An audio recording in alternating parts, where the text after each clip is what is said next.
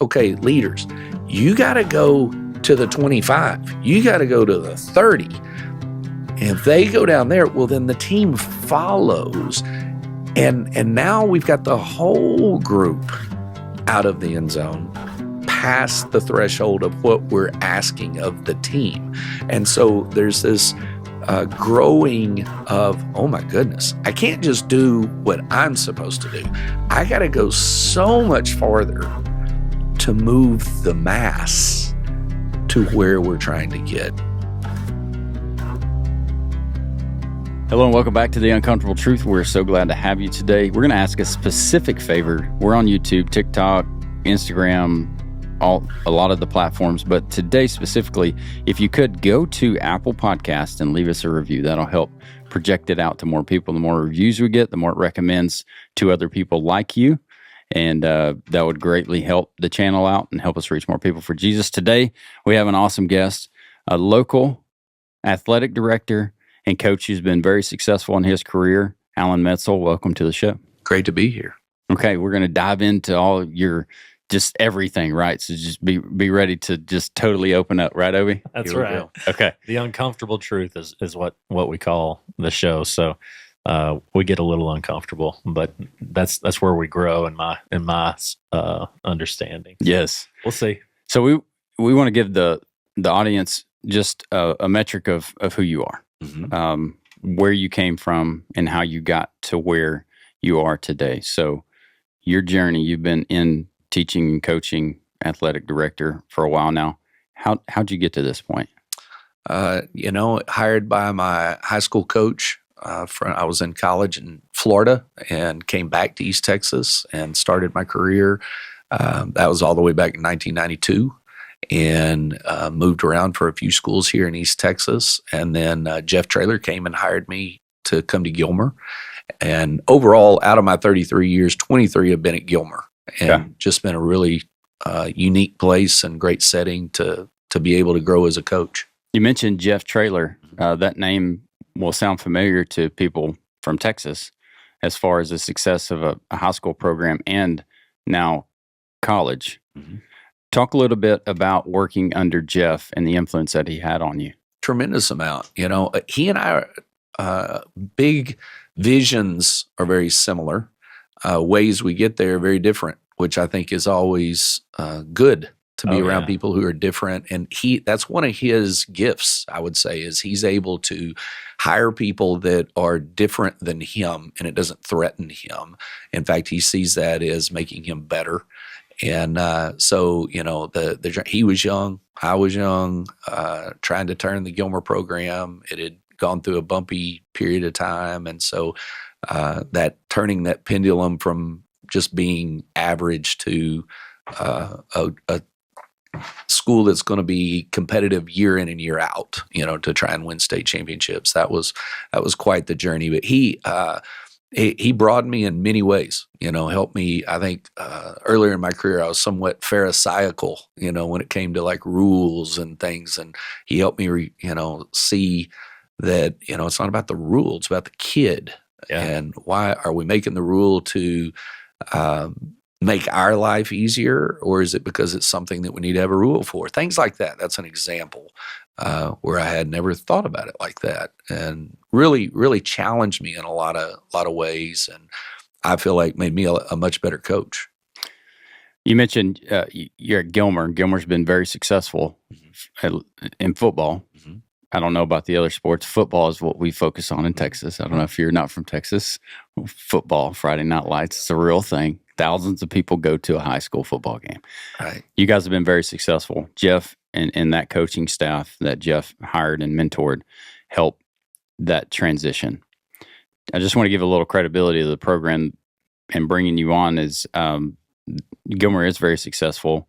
You guys have recently won a state championship, correct? 2023, we won the state championship. That was my fourth year as head coach. We went and played for it in 20 and 21. Wow. And came in second in both of those. And then we've also won the last two state track championships. Oh, so it's not just football. Yeah. So, and have had a lot of success in pretty much all of our categories. So we're excited about the whole program, That's awesome. and the school in general. So you mentioned you were very pharisaical is the word that you used. I like that term. A rule follower. Mm-hmm. Would you classify it as that? That was how I grew up. That was Okay. I was a first child. I was, wanting to do it right and all that kind of stuff. And, sometimes you're coaching kids that didn't grow up the same as you. They didn't have the same life experience. They didn't necessarily had two parents. They didn't necessarily have food, just things like that in their home. And so being able to see outside your own little world and begin to see how these life experiences affect how people react and interact with the others. And once you can start having some of those needs met, well, then you can start moving people forward into where maybe the direction that we all want to be in. But there are things that need to be met before you can get there sometimes. That's interesting. I know that I've in preparing, Shane never prepares because he's just really good on the fly. Oh, come on. I generally stop it. I generally prepare a little bit. And I read a Dave Campbell article that I guess they had interviewed you. I don't know when that was, but it was talking about, essentially your blending of your faith with athletics. I guess you're a pastor. Do you preach every Sunday? Mm-hmm. Yeah, I have a church. My dad founded the church, started the church, and it was a church plant just outside of Gilmer, small rural church. And, from time to time I would preach or whatever. I felt very called in that direction, but I didn't feel led necessarily to be the pastor of the church, that sort of thing. And from time to time he'd say, well, I think I could see you in this. I'm like, oh yeah, Dad, when I'm 70 or whatever. And anyway, 2007, he got sick one Sunday morning and asked if I could fill in for him, which was pretty odd because he didn't ever miss. And by that next Friday, he was gone. He had passed away. He had lung cancer. And that was when God said, okay, now it's now. And here we went. And so 18 years later, my wife and I are pastor, and she's the music minister and so forth at the church. And wow. So here we go. That's awesome. We haven't had a lot of coaches on the podcast. We've been doing this for almost 4 years, and I think my high school basketball coach, Ron Boyette, was the last person. I think he was the last coach. We had AD, I don't know in what term, but Cody was on at some point. That's right. At some point. But that's it. Yeah. So, it's very interesting to me how I feel like it appears to me, and I want to get your take on this, but it appears that blending Christian values and sports or athletics, particularly in high school, it's certainly gotten more sensitive, over since we were in school, 25 years. I feel like that, Coach Boyette really leaned into his Christian values. Part of our mission statement, or I believe, was, one of the fingers of that statement was your faith. And, I'm just kind of curious, your take. You're a pastor, how do you blend, or I should say, how is it different than it was maybe 30 years ago, 25 years ago, versus now in relation to blending your Christian faith as a leader and your leadership in the school, in the athletic program? Mm-hmm. When you ask a question like that, there's all sorts of things are going off in my head. You could go in multiple directions, but so when you're saying, okay, what's different now than 30 years ago? Well, our culture is very different. Yeah. We have a extremely high number of kids that grow up in single parent families. We have a very high number of kids at our school, socioeconomic disadvantaged, et cetera. So many needs, so many things that are different now. I think, and maybe it's just my own upbringing, but you knew who God was. You knew, regardless if somebody had declare they were a Christian or not. You knew God was, those kind of things. Most people went to church at some time or whatever. Well, a lot of that is not the case now. And so you're talking about a generation or two that have grown up disjointed there. And so when there is this indoctrination through these past few generations of, well, the only reason you're here, it was by accident. All this is chance. That's what is taught, that in our public school systems is, well, it's all by chance. Well, then you've just told every kid in that class, yeah, you don't matter. Mm-hmm. You got no reason to be here. You got no reason to make a good decision or a bad decision, right? If it's all chance anyways. Why am I writing notes? Why am I listening to you? Why do I have to learn about dead people? Why do I have to learn this math formula? You've absolutely taken out the purpose to learn, the purpose. Why am I getting up today? Why didn't I just sleep in? Who cares? It takes away all that. And so whether or not a young man or woman can even connect the dots that that's what they're dealing with. Right. They're living in a culture that says you have no worth. None. And many of them feel that way. And then we look at our society and go, well, we can't understand why the mental health issues are rising, skyrocketing like they are, and why is suicide such a problem, and why are they acting out in certain ways and so forth, without getting into all the specifics of how that can look. And so when you ask, okay, so how do these things meld? Well, first of all, to me, whether you're a pastor or not, if you have a call to coach or teach, I hope you have a call, because there's a passion in you to invest into these young people. And so that those two would marry up, to me, that's a no-brainer, I thought most people coach or teach for the money. That's it. That's what it is. Yeah, exactly. Right. Yeah. Your own kids can be on the free lunch program, I promise. But no, it's that's not it. And it's definitely not meritocracy. It's just whether or not you're breathing or whatever, and then it's socialism at its finest. But anyway, aside from all that, it's that desire to impact a human. That's why I got affected by my coach. Yeah. In the 8th grade, I was like, I want to do that. What made you feel that way? It was the relationship.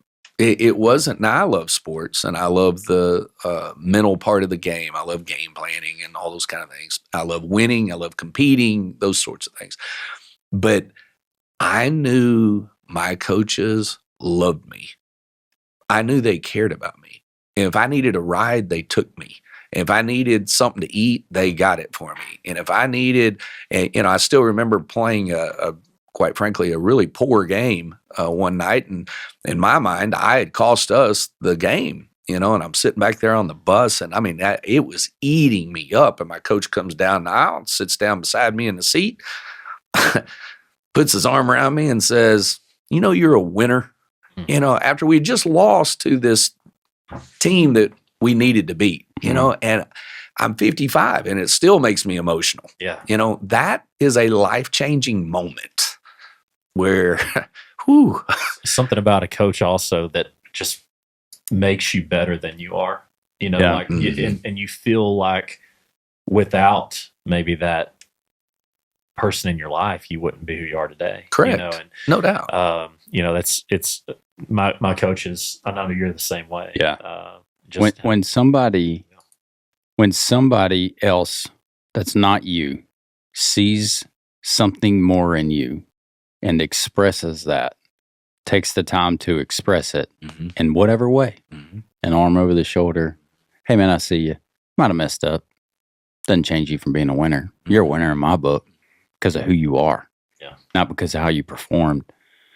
That's powerful. Kind of going back to my question, the culture obviously has changed. These kids, they have access to so many more things. Life is just so different.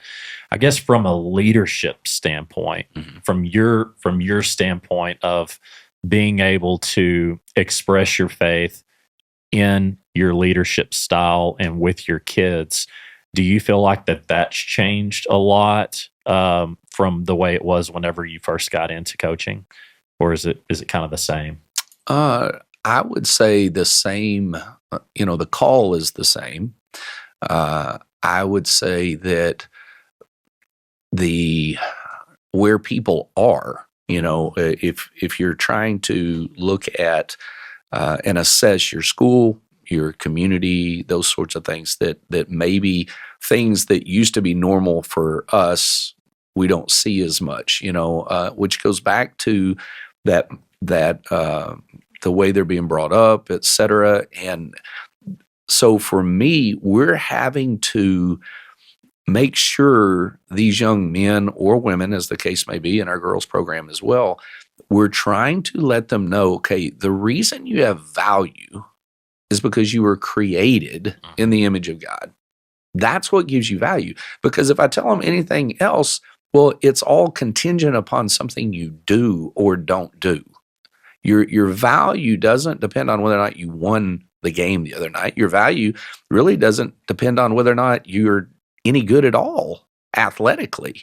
Your value comes from Him. Now, we have this methodology of sports that we can use that is a microcosm of life. And so let's use this microcosm of team and challenges and taking you to failure and learning how to be selfless instead of selfish and learning how to attack the day and attack every moment and those sorts of things. There's so much that can be taught within the sport.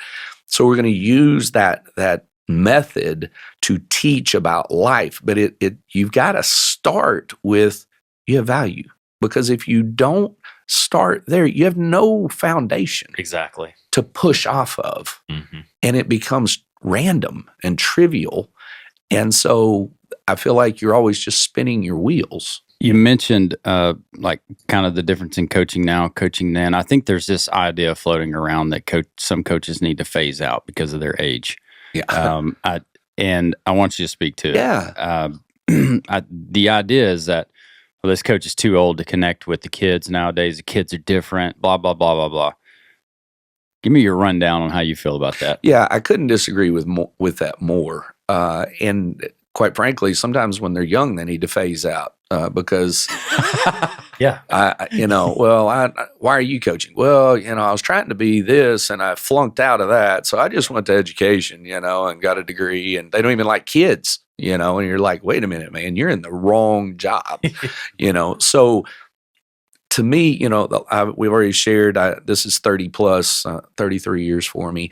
And so I'll be asked all the time, so when are you going to retire? Whatever. That is not even on my screen, because it's not a chronology thing. It's not, well, when I get to this point, then I'm going to stop or whatever. To me, I've never had more passion or aliveness or, desire to invest more than now. And I think, again, it ties back to my faith. It ties back to that purpose that you have young people who don't know they are worth something. And that's the goal, And so, again, I get to do something I love. I get to work with sports and athletics and those sort of things, which is a blessing. But for everybody, I think that methodology can be different.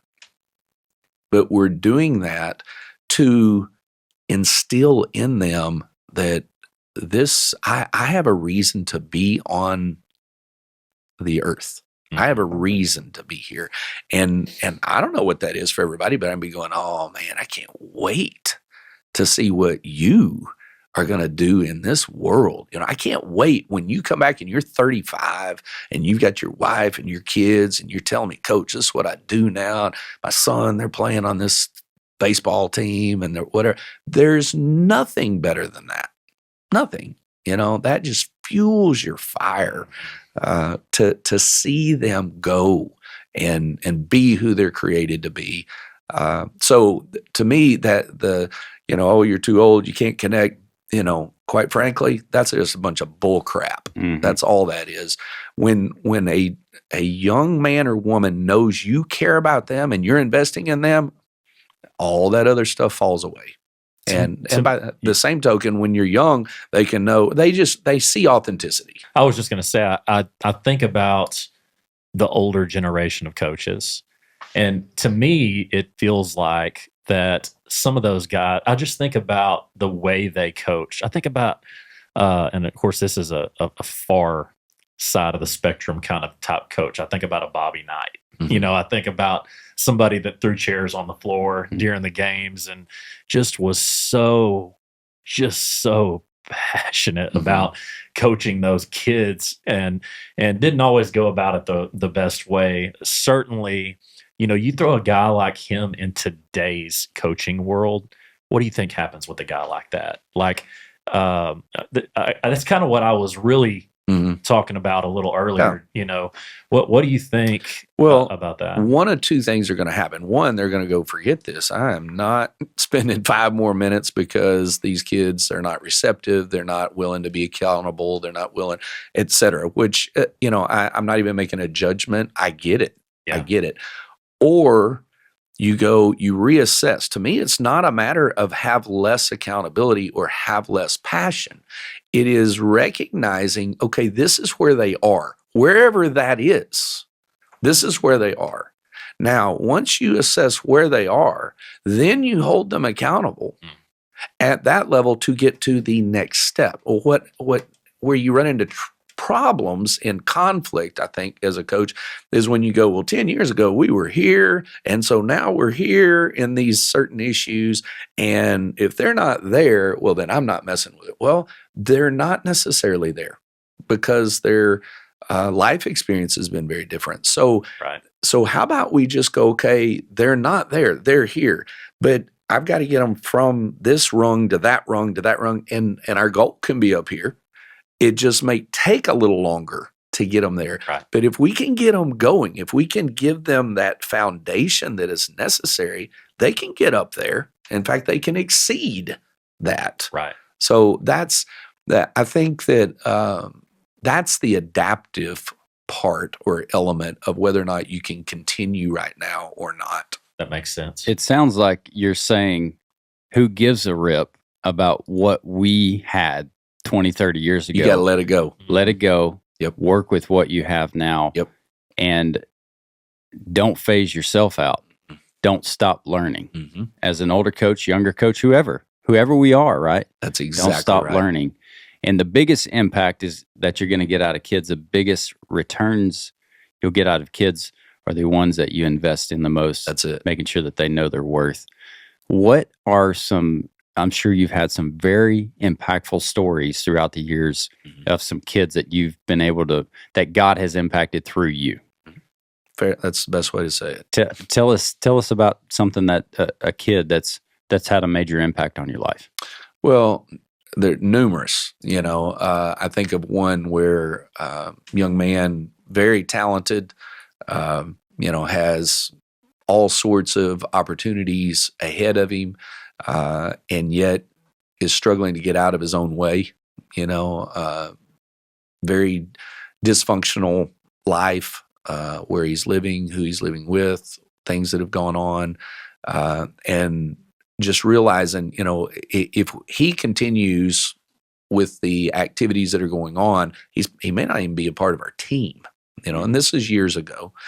And being able to sit down with him and go, and just be real and go, you've got people in your life, this scenario over here, very negative. You've got this other scenario over here, very negative. If you don't make a choice to get your life right with the Lord, that's how your life is going to look. And watching him make that decision, seeing him that day go, I want to be different. I want to be different. And then watching, it doesn't mean, believe me, it doesn't mean that there weren't some hardships moving forward, but he committed to it. And this particular young man, went on to have storied success and just did outstanding. And even more than that, and I'm saying as a player, but even more than that, he's married and he has 2 children and he has a job and he is a difference maker in this world. That's you awesome. know, those kind of things are what drive you. You know, I think of another young man that scenario had been abused. You know, I mean, there's no way around it. He had been, I won't get into the details of it, but real difficult abuse. And so he was dysfunctional in his relationships, and very talented young man. And it just, this dysfunction kept coming to the surface. And so, you know, you get into that thing where people go, well, the only reason you're letting him play is because he's good or whatever. And quite frankly, we have dysfunctional kids who aren't very good too. Right. And we hang on with them too, you know. They just don't know their names. But this individual, it kept coming to the surface. And it was getting to where something had to give. And he took a step. And so in one of our team meetings, he shared his life story with the team. Wow. And no one on the team knew it. Now, I was privileged to that information through certain meetings that I'd sat through, that not one other coach knew the details of that. Not one other player knew that. It absolutely blew them away. And his vulnerability, and it changed the whole team. You know, it completely turned that season because here's this tough, athletic guy that, you know, always had this bravado about him, and then for him to pull back and go, this is what I'm dealing with. That was big time. And see how that would bind a team together when you talk about Yes. things and bring them to the light. What Shelby Thomas was talking about when he was on the show is like it heals you, it does. and it holds you accountable, Mhm. and it brings a support group around you. Also, when we let people know what's going on, you're giving them a glimpse into your life, right? You're being the most vulnerable that you can be. I'm sure that was very tough for him That was not in his nature. to tell his story about what he probably felt shamed for, or whatever the circumstances were. And then to who knew that, like, that may have been what it took Right. to unite that team. Absolutely. What do you guys, how important is it to you to have those leaders on your team, that not only you as coaches and your coaching staff are leading a team, Mhm.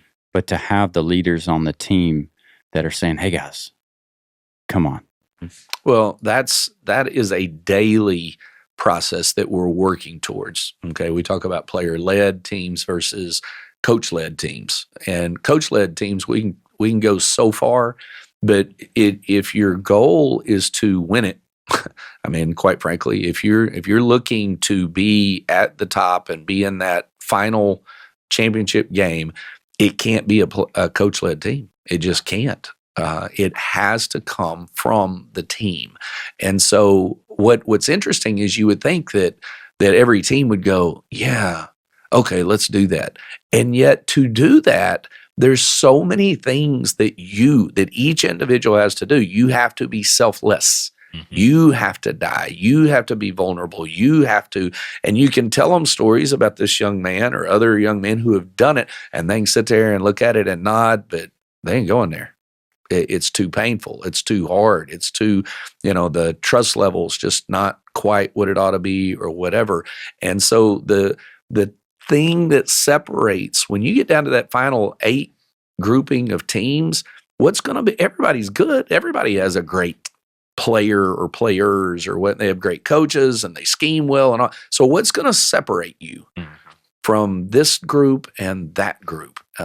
For example, you mentioned the 2023 team that we just won.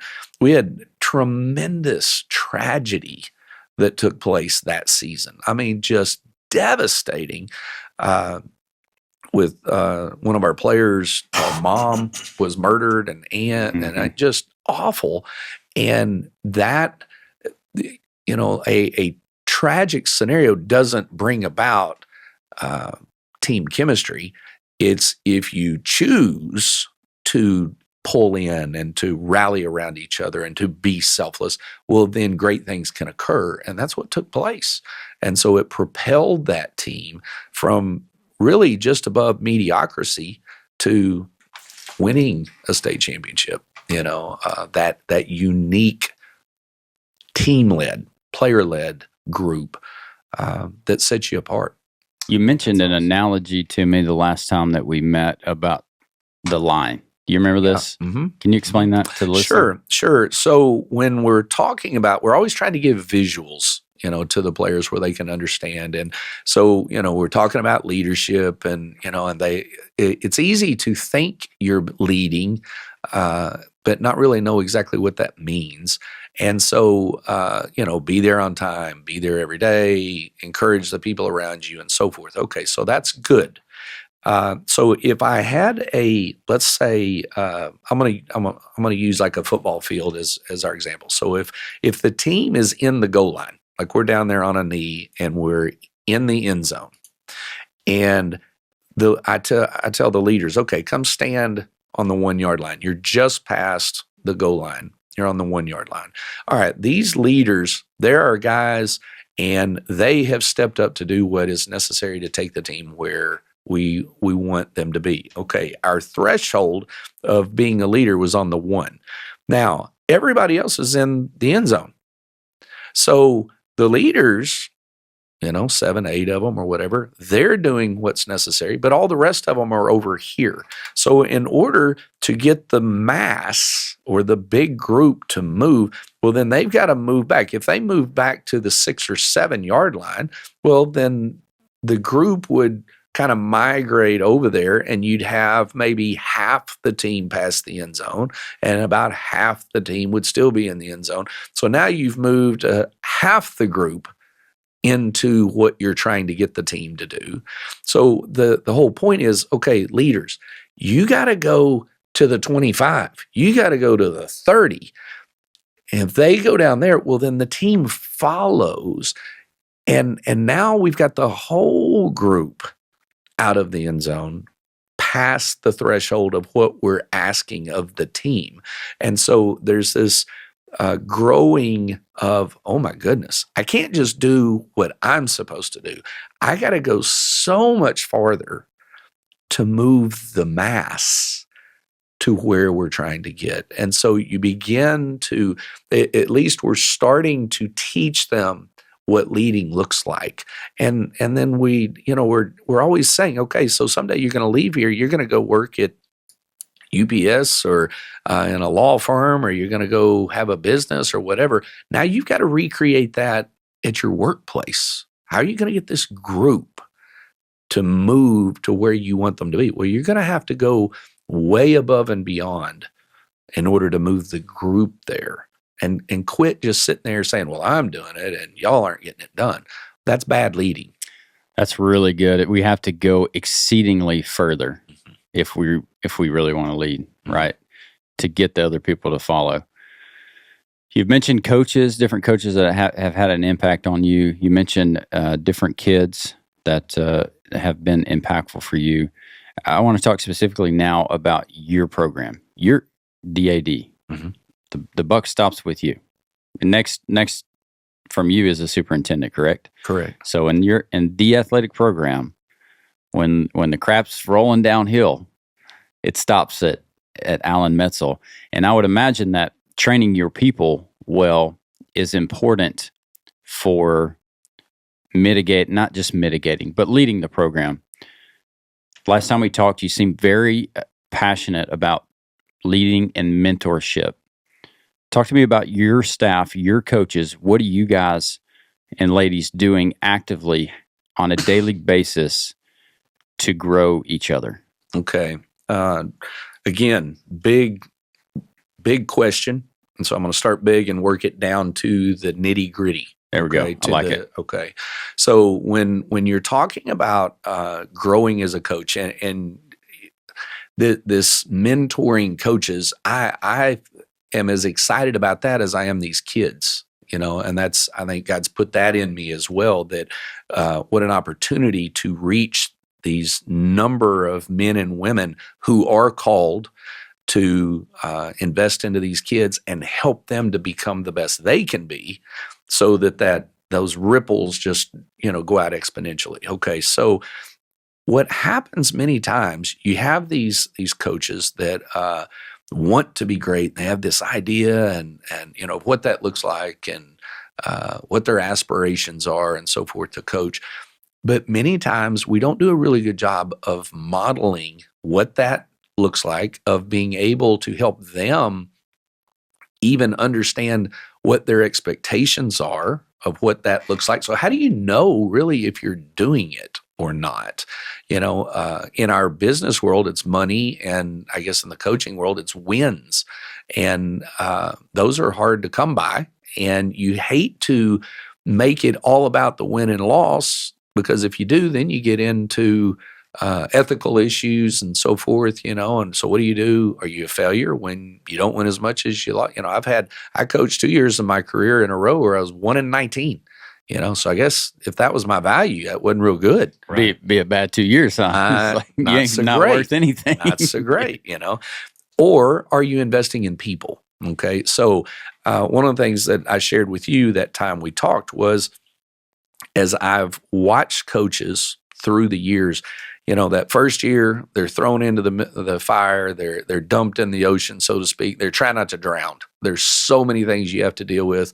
There's no way college prepares you to train children. There's no way. It's that's such a controlled environment in college, and such an uncontrolled environment when you're actually living it. So you got to get thrown into it. So you're trying not to drown.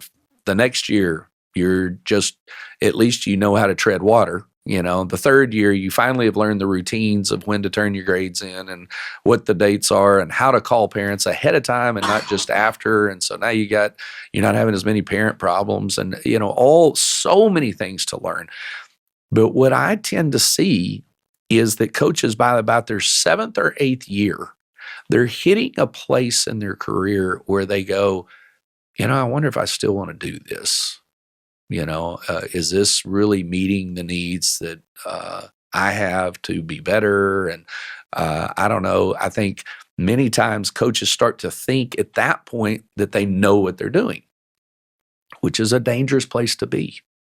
You don't ever want to come to that place where you go, oh yeah, I got this down.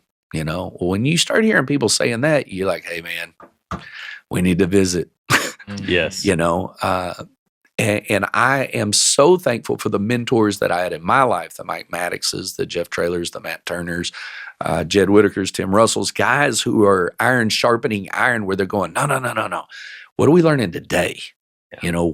What's the goal? How are we going to get better next year from this year? And so, if I was going to draw a graph of coaches and their improvement, you're going 0, 1, 2, 3, 4, 5, 6, 7, and then typically, if they stay in the profession, a lot of times there's a real almost flat line, and they may coach 25 years or so, and they're hardly any better than they were as a 6 to 8 year coach, because to me, again, that's on the leadership. That's us not doing a good job of letting them see what this means to get better. How do we do it? How do we continue to light that fire? How do we challenge people to new mindsets? So now I'm going to take this more specific. Okay. So by the time you've gotten 7 or 8 years, you've probably gotten a number of things of who you are within your personality and your coaching, of how you deal with difficult kids, how you deal with the kid who doesn't feel important, how you deal with the kid who's really talented and doesn't really care, and, all those things. So you kind of have what you would, refer to as your tool bag of what you do with those different kids. Here's the problem. So then you get a kid that doesn't respond to your tool bag. And what most of us do is we go, oh, well, he just can't do it. Yeah, move him out of here. Give up on him. Just get rid of him. Yeah. And it's all about, they are not now measuring up to my standards, me. What I think I know. That's exactly right. Instead of I got to figure out how to get to this kid. And that's challenging because you feel, you go back through what you felt like as a first year coach, where you feel like you're over your head, or I've done everything I know to do. I don't know how to tap into them. I've tried this, and this, and okay, at some point I got to draw the line or whatever. And so there's this journey of, okay, so am I enabling? Am I holding them accountable? That's a very awkward understanding of knowing how.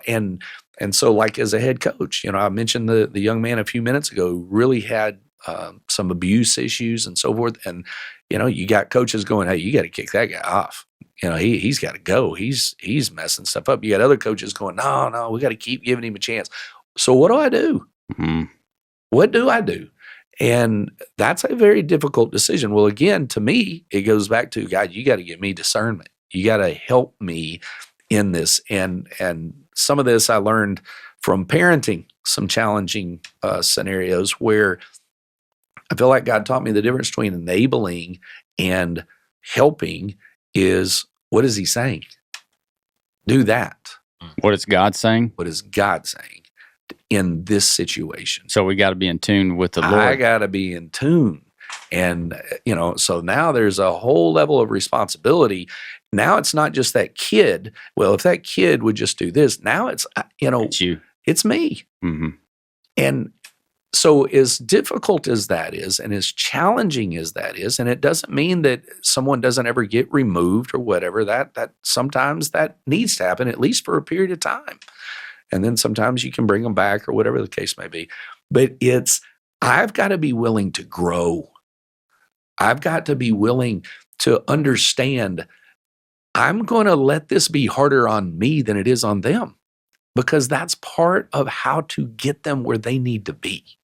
That's so good, Alan. It makes me think of a lot of business leaders that I listen to. And if you want to be successful in the business world, and I think in life, right, being a Christian, so Christian many walk, parallels. yeah, being married, right, having a good relationship with your spouse, being a good dad, is at the end of the day, make it my fault, right? Not in a victim mentality type way, not in a poor, pitiful me, oh, I can't believe this is happening to me. It's, the Lord is going to allow me to walk with this kid. I just got to be open to knowing that I'm making mistakes too. And Lord, guide me. Yep. That's it. Guide me. Like, that is it. Don't put the blame on other people. Mm-mm. It's me. God, what can I do? Exactly. How can I have an impact for you? And a lot of that comes into your, your foundation. You talked a lot about setting the foundation, and just everything that you're talking about, to me, parallels so much with just the way what God calls us to do in this life, Exactly. and we talk about the difficult kids or the difficult coaches, and then you also talked about the on the broad spectrum side of things, the putting your identity maybe in winning or losing, and that just being your identity, and not ultimately ever developing a true purpose behind what you're accomplishing as a coach. And like, what is your purpose? If your purpose is wins and losses, boy, you're gonna have some bad days, Mm-hmm. But what does God call us to do? He calls us to love every single person on this planet, and so, I think about, from a coaching standpoint, he calls me to love every one of these kids and give them all a fair shake and give them all a opportunity to come to him, mm-hmm. and to find their purpose and to find their calling. And it's just really neat to me how you use your faith-based foundation as a template for your leadership within your program. I feel like it would be difficult to, even if you lost every game, to feel like a failure, knowing that you're having a lifelong impact on all of the kids, but because the foundation of Christ, of your faith is there, and you're treating these kids the way that Jesus would treat them. I appreciate that. And I'll add this, I think some people tend to think, how is that not soft? Okay. That Right. I think a lot of times they get that confused when you're working to invest and you're working to build these individuals up and so forth. Well, that has nothing to do with soft. In fact, it is the most firm encounter you can ever have. And it's amazing how God does not compromise with me, and he doesn't compromise with anyone.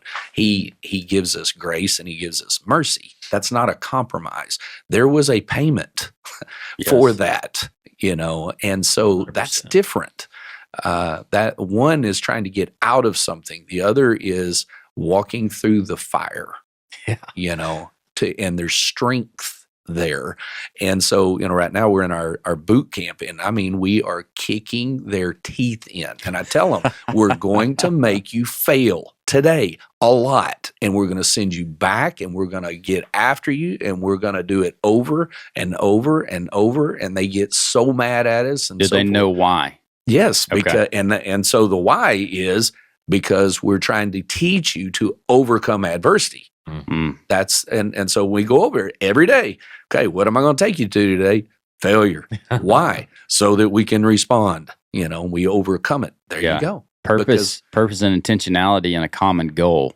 Like we've all seen coaches that do both sides of that thing. The way that you're doing it, and then the way of just do what I say, and I'm not telling you why. Well, we can't have a common goal if we don't know what it is. That's exactly right. You have me very curious about something you said earlier. A few things we talked about. To me, it's clear if you want a successful program as far as growing kids and wins and losses, right? Mm-hmm. You can do these things. And when it comes down to it at the end of the day, you got to have talent, right? Absolutely. You have to have talent. Yes. You have to have great coaching. I have fantastic people. Yes. Player led, get you to the end, right? But when you're mentioning this kid that you're not sure about and what to do in these scenarios, we've all encountered kids that seem immovable, that seem like you can't get, I can't do it, right? What are some of the scenarios that you remember in your career where you've had those kids that you've mentioned, and talk about some of the things that the Lord has shown you to help move those kids forward towards Him? Okay. So easy to see, like where you have to literally remove someone, so let's say a young man, we very rarely move someone out of athletics. We really don't. We go a long way. We're going to hold them accountable, and they may have to push the plate or run or do, whatever to hold them accountable, but very rarely. But then there comes a time where I have to call the parent and go, hey, here's where we are. I've done all these things. The coaches have done all these things. They are fighting us. And so here's what I need to do. I'm going to remove them for 6 weeks. And if they show me they want to be back in by passing their classes and doing certain things or whatever, then we'll sit back down and we'll go back over this. And then I'll give them a shot at that point. So there are times that we do that and have done that. But then there are other times where I'll give you an example where it's very specific, where I was having a situation with a young man, and I mean, it was, I'm talking button heads like you just wouldn't believe. He did not want to be coached. He did not want to be brought around. He didn't want to be invested into. He had a lot of walls. What was his drive to even be in the program? Well, he was very good. Okay. And it was who he was, because physically he was really talented. Okay. But he had a real issue with anything you tried to teach him, because then somehow he heard it as you're criticizing him. Okay. Even when that was not the case. So, I mean, it was getting to the point where we were at an impasse. And so I'm praying. I've used, this is where I learned a lot of that toolbox thing. And I'm like, God, I have done everything I know to do. I mean, had meetings with him. I've eaten lunch with him. I've taken him on a ride to talk things through. I've encouraged. I've ripped him. I've run him. I've exhausted everything I know to do. And so I felt like he said, ask him if he wants to come read Proverbs with you. I'm like, he isn't going to want to do that. Are you kidding me? That's crazy. I mean, that was not a part of his life, any of that kind of stuff. So I'm like, well, I mean, what do I got to lose? It's nothing else is working. And so I, just kind of throw it out there. I'm like, hey, you want to come start going over Proverbs with me? Maybe, before school, we can go through like a chapter a day. And he goes, yeah, okay. I'm thinking I would have lost my paycheck on that one. That's awesome. And it was amazing as we would, so like today is what, the 25th? Or the 25th or 6th? 26. 26. So we'd read Proverbs 26. Whatever the day was, we'd read that proverb or whatever. And so, I'd be reading through and we'd be going through whatever it was in that proverb, and I'd be there'd be things that just connected with where we were or whatever. And it was like he would listen to what that said. Now, he wouldn't listen to what I said, but what was in that, he somehow was open to. I'm like, this is crazy. Wow. And that wall started coming down, and God transformed him.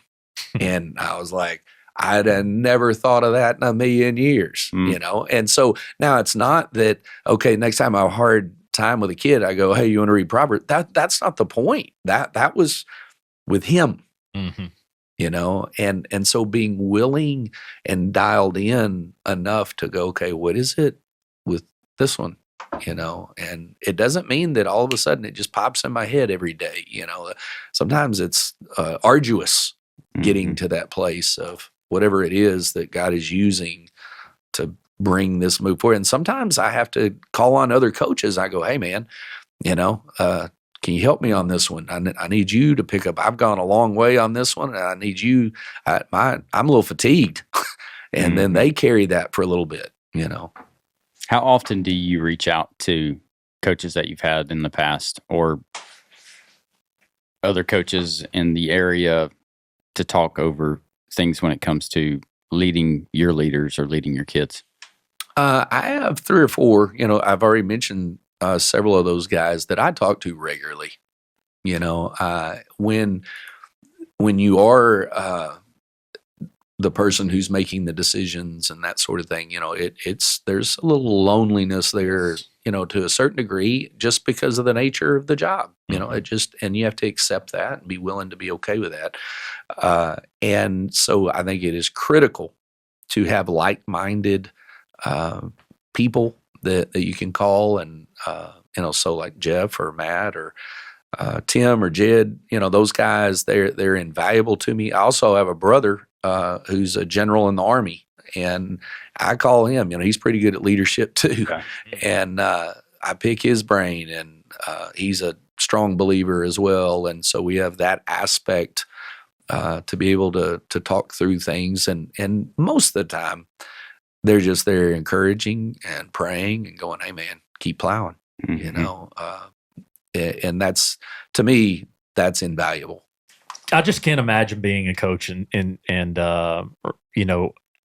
dealing with the parents. And we haven't talked about the parents much, have we? I just think about, we know what parent, we've both coached a lot of our kids' sports, and our kids have all played athletics since they were old enough to walk, and you deal even at 5-year-old t-ball, you got the parent, you got the one. So and it you're giggling like, over there like what's coming. I'm just curious. Obviously, powerhouse program. They make movies about this. And they're in the barbershop on Saturday morning. And just dealing with drinking their coffee, talking about Talking moves about that all coach the needs. mistake Yeah. that Coach Metzel made last night. This is what he needs to do. I can't believe that he put Johnny in at quarterback when we got this other kid that can throw the ball a mile. Like, what is he? This is ridiculous. All the Did you see our defense last night? The cornerback he has in there, the kid's 5'2", runs a 5'7" 40. You know why? What this guy? You know, you've heard it all. That's right. You know, how do you deal with all that? You know, that's another thing that has changed through the years. Not that you always had it to some degree, but now, especially with social media, you know, people love just get on there and just have at it. And so I don't do any of that, by the way, but it's challenging. I think, first of all, you have to accept that when people are talking about their own kids, then they absolutely have no sense of direction whatsoever. They lose all reality. All bias. Yes, it's all bias. Yes, it is. Wow. And, you know, earlier in my career, it shocked me. You know, you'd be close friends with somebody, and then all of a sudden you'd be like, whoa, I wasn't expecting that. And so at this point in time, I've learned, and I tell my coaches, it's another part of mentoring my coaches is, hey, guys, just understand they're not going to get it. They aren't. You know, it doesn't matter if they're the superstar to the guy who doesn't get to play that much. They're all mad. They're too emotionally invested. Yeah. All right. So here's your opportunity is a lot of parents. Sure. Watch this show. How would you just give them a little bit of perspective on the words and actions that they have and how they might affect your coaches, even though you probably recommend your coaches to not say or retaliate in any way negatively. Right. But just like a quick guidebook on, hey, can you please treat your coaches this way? Mm-hmm. Yeah. I think this is a good opportunity to say some things. First of all, I would think in most cases, the desire of the parent and the desire of the coach are the same. And so like whenever we have parent meetings, that's one of my goals is to help us get to a place where we realize you want the best for your kid, and so do we. So God has helped me. One of the things he puts in my head is see this as an opportunity. How do we get to a common ground here? So when we're talking about a parent, you know, back in the day, years ago, you know, a guy got in trouble at school, you know, then they'd whip them at home and whip them at school. And, you know, well, that is a far cry from where we are nowadays, you know. And so anything that happens at school, then the parent throws the red flag and, you know, is screaming and hollering and putting stuff on Facebook and all that kind of stuff. So for the parents, I think take a deep breath and go, let me go get to know the people that are investing into my kids. Let me go before I go nuts on someone and assume, then let me just go, you know, when your kid comes home and says, that principal said this, that, and the other. And if you go up there and calmly and handle it right and talk to the principal, you'll probably find out 90% of what your kid said was misconstrued. You know, it just is what it is. And they painted a different picture and, you know, because it's not the desire of the administration or a coach to make a kid's life hard. It's just not. I'm not going to say there's not someone out there in the country who's in education who's not in it for the right thing. There are people. I get that. But there's a way of dealing with that too. So get to know them and understand they really do want what's best for your child. Now, having had two kids of my own that went through the school system and went through the athletic department and so forth, I do have a better understanding of how there's something in you that goes, you know, where you tense up and bristle because you're pouring so much into your kids and you know how hard you're trying to help them get where they need to be. And maybe somebody didn't handle something right. Maybe, or somebody doesn't see what you see. Exactly. Right. Whatever it was. Or you think they don't, whatever your perspective. And it's so important to go, you know what? it's more important that my son or my daughter learns how to deal with this than it is for me to run up there and go, hey, wait a minute. Fix it. Yeah. So my standard answer for my son got to be, hey, son, figure it out. Mm-hmm. Figure it out. Well, so-and-so, this teacher, she doesn't like me. I go, well, then you better figure it out. Maybe you need to go talk to them and say, hey, in the proper time, in the proper way, ask them about what took place. You deal with it. You deal with it. I think if parents would train their kids, you go talk to them. Well, they won't put me in. They just don't like me or whatever. Have you talked to your coach? Have you? Well, no. Then go talk to them. Well, no, it's not going to do any good. Don't let them say that. Go talk to the coach. Sometimes the player, he knows, and he doesn't want to tell the parent, well, I'm just, I wasn't at practice Tuesday, and, those kind of, he didn't want that to come out. Or sometimes he really doesn't know why he's not. And so now the coach can communicate that, and they're like, oh, and here's the path to getting out there more. So now we have hope. Now we're on a plan of how we can get better. So first and foremost, I would say get to know them. Second, tell your kids, you go talk to them. Then if there needs to be a visit where you have everybody involved or whatever, do it in a manner of we're working to make this the best scenario we can, as opposed to just enjoying being mad. Exactly. That cracks me Because up. if that's the Be case, open-minded.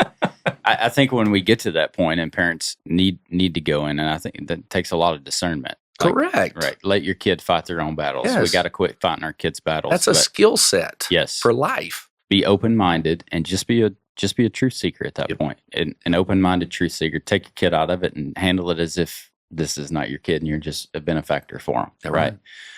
The unsung hero of the coaching staff is the spouses. Oh, man. No doubt. Let's talk about, I want to give some props to the ladies and the guys out there who support a coach. Yeah. Yeah. Well, I'll give you a quick story. So, my kids were little, and we're up there, oh my gosh, ungodly amount of hours. In a football season, you're over 100 hours a week, and so when my kids were little, they were asleep when I left and they were asleep when I got home, for long periods of time. It was tough. So they're in the car seats, and Jana drops me off at the field house one, I don't forget why, it was a little bit different scenario.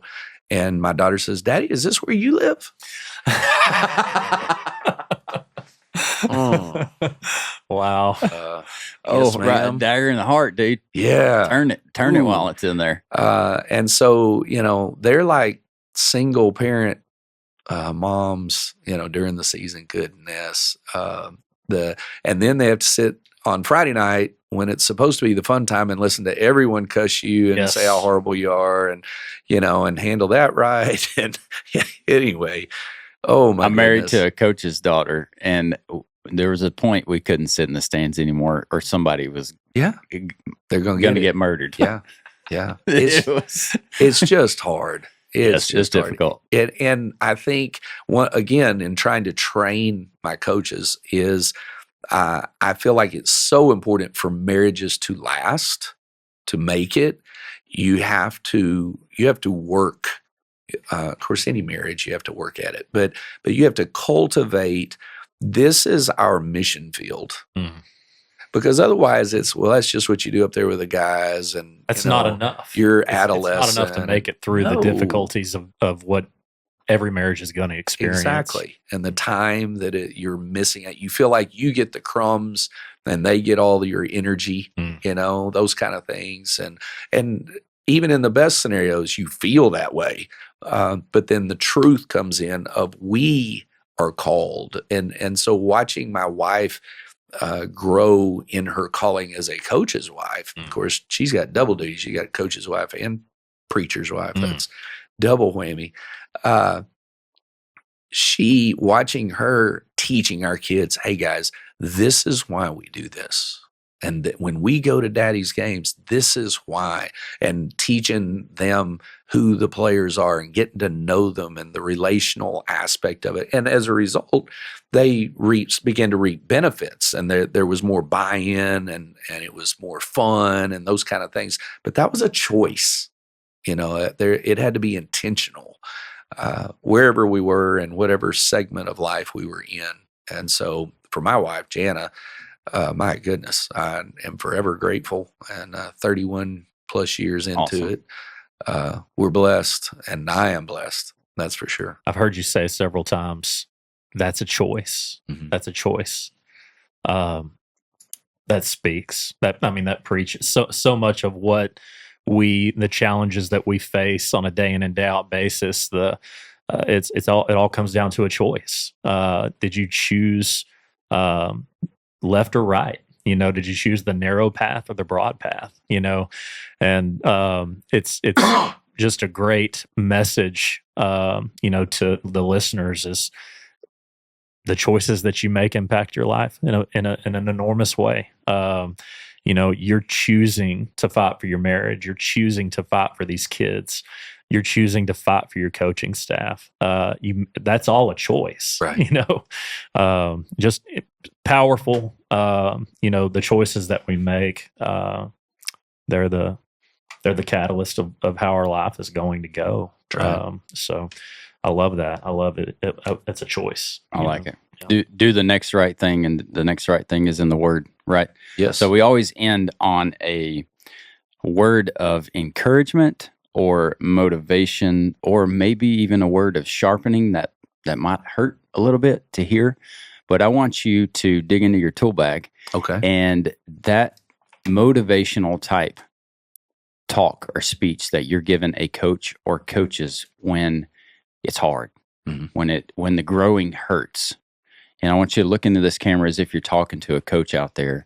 It's the one right beside Obi, and tell them in that moment what you would say. When it's tough, I think that we have to make sure, first of all, that we're right this way, and that I get right before God, because that's what separates the things that cloud my thinking. If I'm selfish, then I'm not going to be thinking well. I'm not going to be thinking about the positive outcomes. I'm thinking about how things affect me. And so that has to get right. I think that's first and foremost.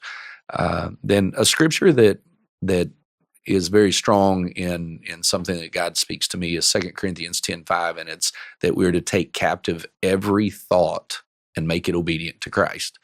And so that's pretty all-encompassing, every thought, and that it needs to come into obedience with Him. And so if I'm dealing with a parent, and I have all sorts of negative thoughts or anger or resentment towards them, if I'm dealing with a student that is not responding the way I want them to, and I'm getting frustrated with them, if it's a administrator, if it's my situation, if it's my marriage, and the challenges that this profession brings, each of those, I've got to grab hold of those thoughts and go, okay, are those thoughts my thoughts, or are those thoughts your thoughts? And so once I begin to allow His thoughts to permeate my mind, and for example, I have anxiety, or I have fear, or I have doubt, or I have hopelessness, or whatever. Well, none of those things align with His Word.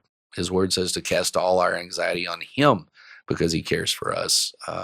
He tells us to pray for those who persecute us. And, I'm not real good at that, quite frankly. And He continues to give me opportunities to get better at that. He keeps letting me have people who persecute, so that I have to work on that. And He knows what I need. He knows that if I'll be willing to trust Him, that He'll continue to take me to a place. He says that He has a plan for us and a hope and a future, and I can trust Him with that. And sometimes I'm like, I don't see it, but I'm going to hang on to that. I'm not going to let go. And the thing I know is He's always faithful. So I'm grateful. Thank you, Coach. Amen. You bet. Appreciate you being here. Thank you. Really Really awesome. blast talking with you guys. That's good. Thank you for being here.